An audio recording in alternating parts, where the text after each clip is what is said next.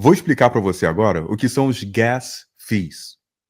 Então vamos supor que você entra na rede Solana ou na rede EVM, que você tem que é Ethereum Virtual Machine. Você tem $10 lá e eu quero enviar esses $10 para o meu amigo. Então esses $10 eles estão em dólares digitais. Por exemplo, o USDC ou o USDT. Se eu quero enviar esses $10 para o meu amigo, isso é um serviço, correto? Isso é um serviço financeiro que ele não é gratuito. Eu estarei ocupando espaço na blockchain.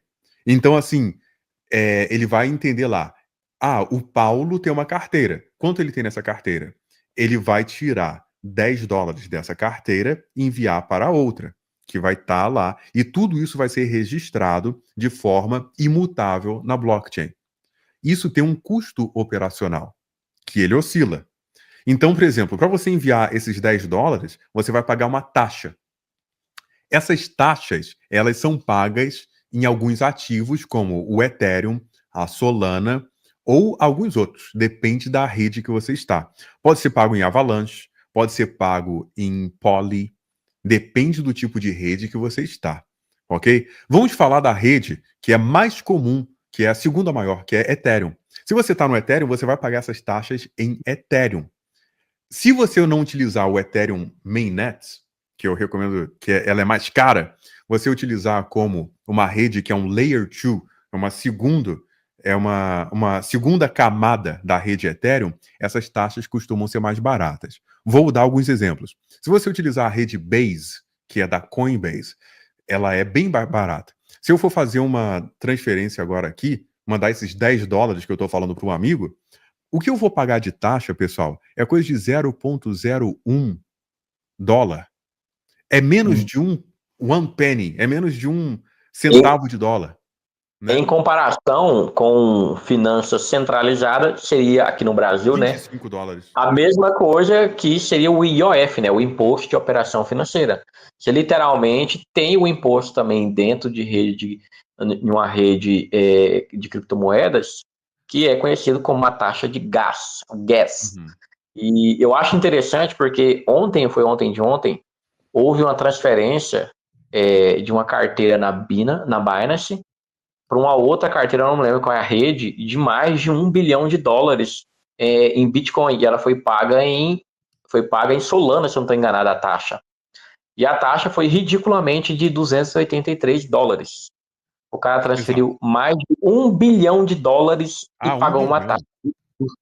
E pagou uma taxa de $283. Se você fizesse isso numa finança centralizada aqui no Brasil, você iria pagar um IOF incrível de mais de 10%.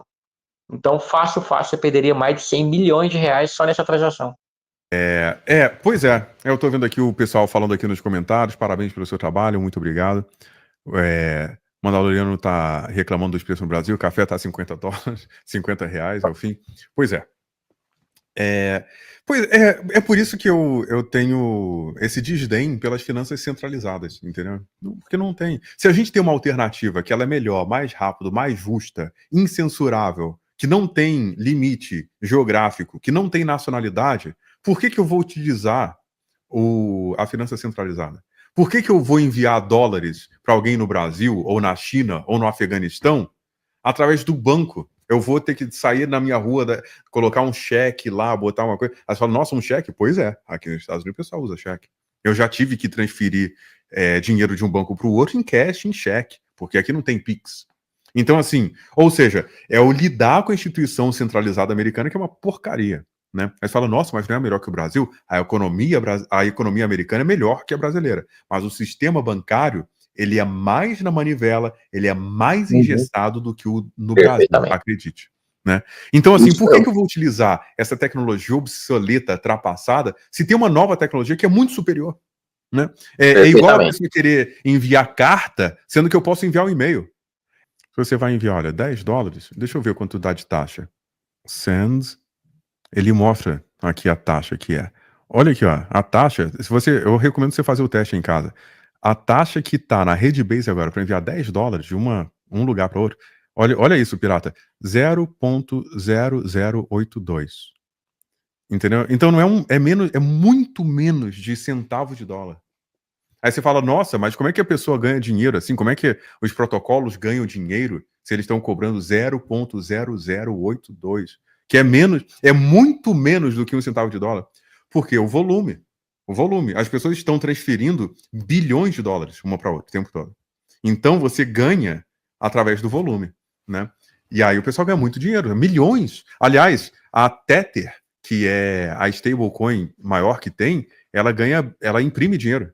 São tantos bilhões, são tantas pessoas precisando desse serviço, que é um serviço financeiro que você tem aí, sem bordas, sem fronteiras, que eles fazem bilhões de dólares.